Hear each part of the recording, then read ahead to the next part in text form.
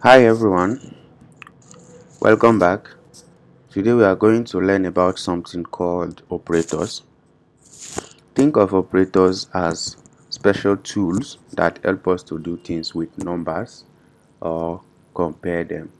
Just like how we use bricks and some other tools to build something, we use operators to build math problems. So let's start. First we need to do is to bring VS Code up. So we actually continue from where we stop. So let's create a new file and we call it operators, or call it example 3. Example example 3 dot that.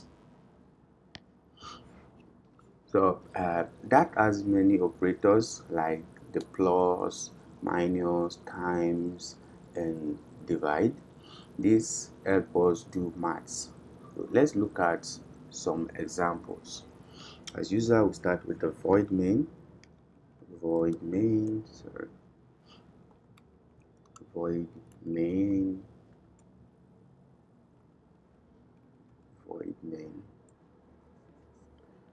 So say int a, okay, good. A equals to 10, b equals to 20, and we'll say int c equals to a plus b. Int a plus b, and we'll print c or print c. Save the code first, clear the terminal, and let's see our outcome. Example 3 dot that. Example 3 dot that. Let's raise it a bit. So technically, write comments. This is our first number, first number, um, second number, and this is the third number. Let's keep it like this. So our first number is 10, second number is 20, and the third number adds the first and the second number. So you see it's a plus b. A is the container, right? We had 10 in A's container and we had 20 in B's container. The C container, we carry the A container and the B container and put them inside the C container. Then we print the C to get how many numbers are inside the C, because A container holds 10 values, B container holds 20 values, and we brought all these two values together, two variables together, and put them inside the C to get our result, right? We get 30. Let's try minus, right, and save the code and see. It's minus 30. 10 minus 20 is what? Minus 30. Let's try divide again. Divide. uh, it doesn't work this way. Times. Let's times. Save. And okay, so 10 times 20 is 200. So that's how operators work. See? So let's do the divide in a different way. So it was supposed to work, but if it doesn't work this way, we'll do it another way. And okay, let's go back. So let's modify our code. Remove this print. Remove this print. Let's do it a different way. So we'll say print a string sum equals to the dollar sign, okay, and a plus b, adding the numbers. We say adding the numbers, yeah, adding the numbers. I will have another print line, print we'll say difference, yes, subtracting the number. We'll say print product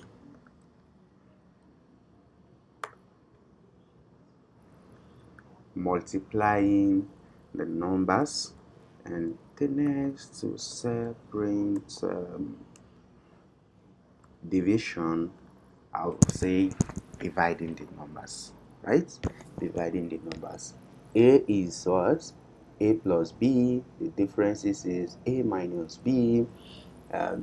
A times B and A divided by B. So let's print, save this code, print, and see the outcome. Okay, you see sum is 30, difference is minus 10, times is the product is 200, and the division is what? 0.5. So this is how operators work. Let's go. Another example. Close this one. We don't need you. So we'll say example 4 that. Example 4 that. So let's go. Now let's look at relational operators. This helps us compare numbers. It helps us compare numbers. So let's see the example and see how we can compare relational operators. So void main,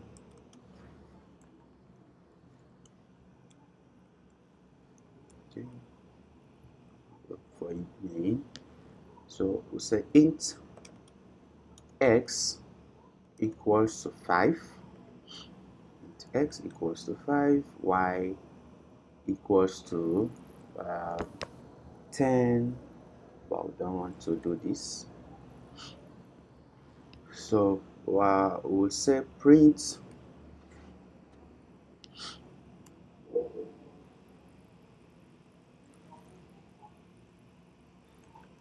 x greater than y.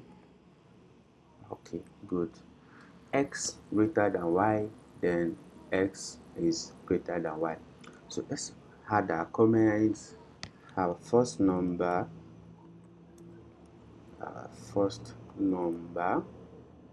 and yeah, okay, our second number. In this place, check if x is greater than y. Good.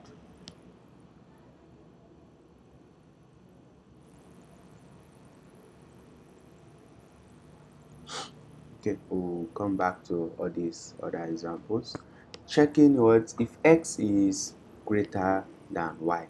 So x is 5 and y is 10.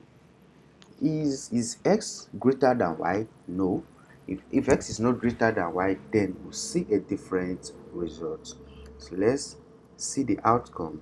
We'll print example 4 dot that. Okay, we need to save our code first and run again. So false. This is because in normal sense x is 5 and y is 10. So 5 asking if 5 is greater than 10 is not true.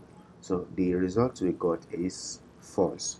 So if this is let's say 50, if x is 50, the result we expect is true because x is greater than 10. So let's check some other examples. So print, okay, let's keep this one. So x is less than y. Let's go back to our thing. X is less than y. Checking if x is less than y. So if x is less than y, then the result we expect is true.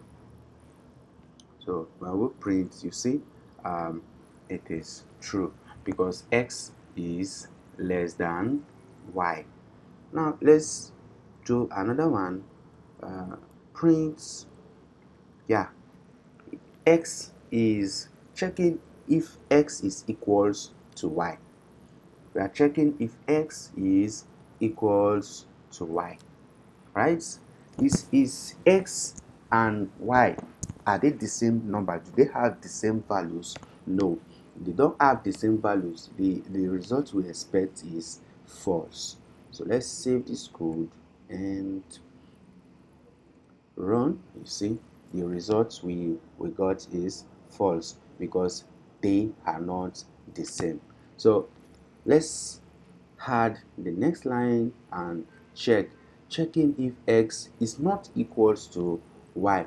This is means not equals. Remember, this one equals to is what we use to assign value to a variable, right? You may be wondering, why do we have double equals to here and one equals to here?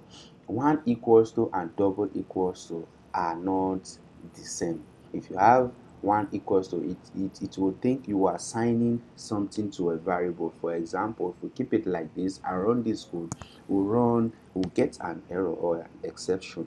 So let's try print and see.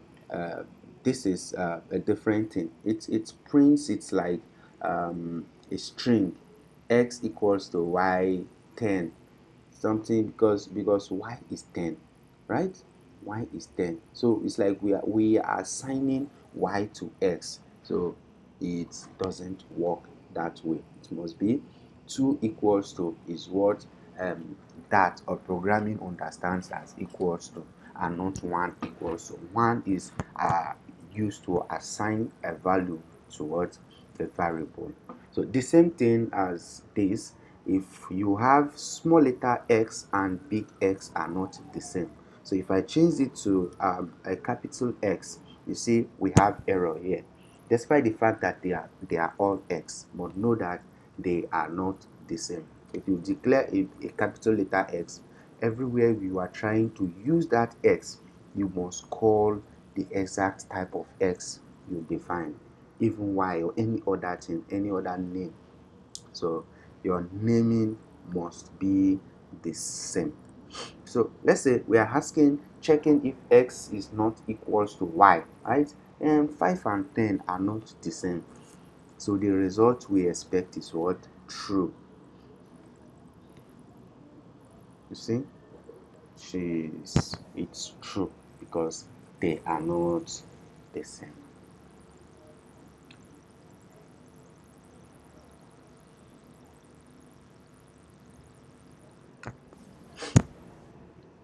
That is for operators.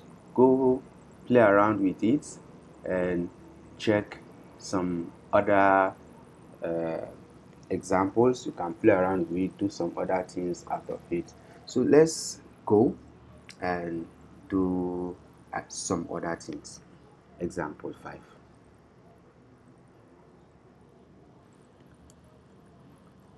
Example 5 dot dot that. In this example, we want to look at control flows. This example, we want to be looking at control flows. So let's say for it, main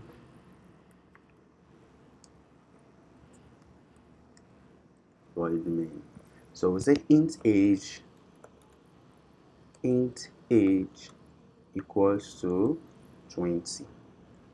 Int age equals to 20. And we say if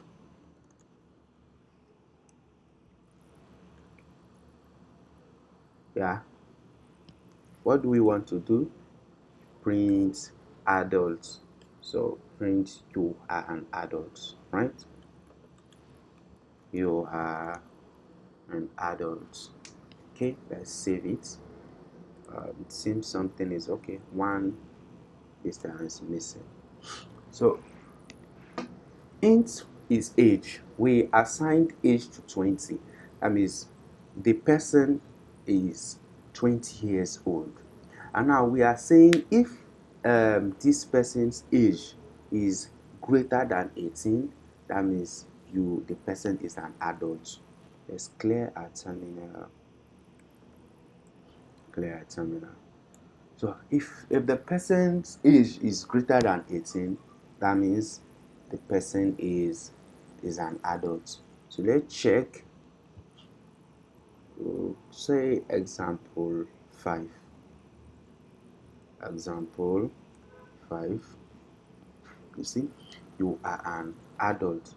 Let's check, reduce the number by 10 and see if we still get you are an adult. So technically, it did not print anything, right? It did not print anything because the condition did not meet the requirement, right?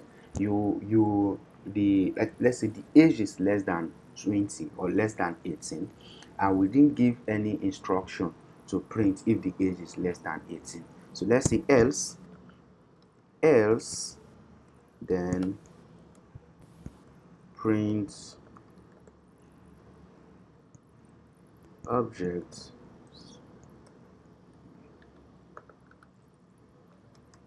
What is this? You are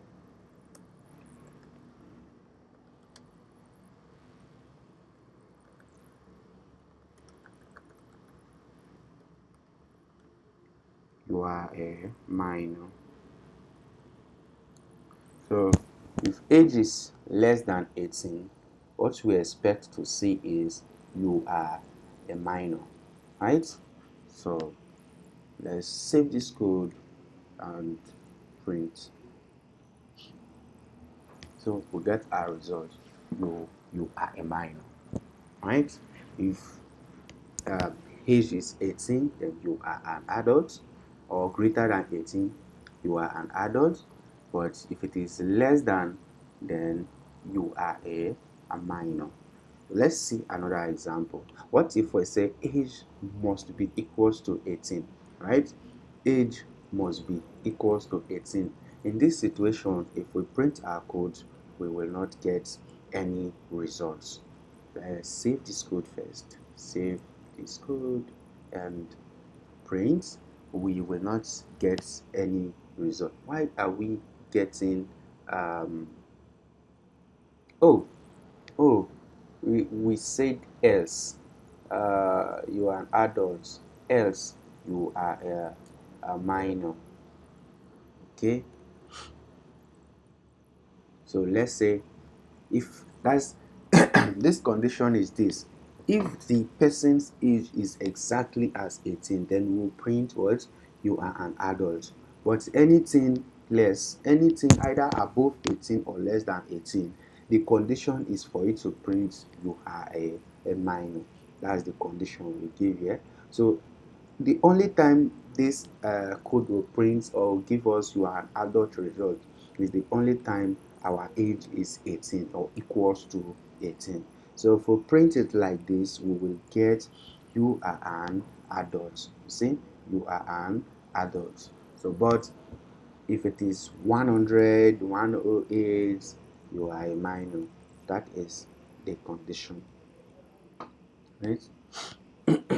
Say you are a minor, despite the fact that age is greater than 18, but it still says you are what? A minor. Let's return it back to uh, greater than 18, and if you print this one, you will see that it will say you are an adult. You are an adult. That's how it looks. So let's look at nested if. Let's look at a nested if. So example 6 that example 6 dots dot that.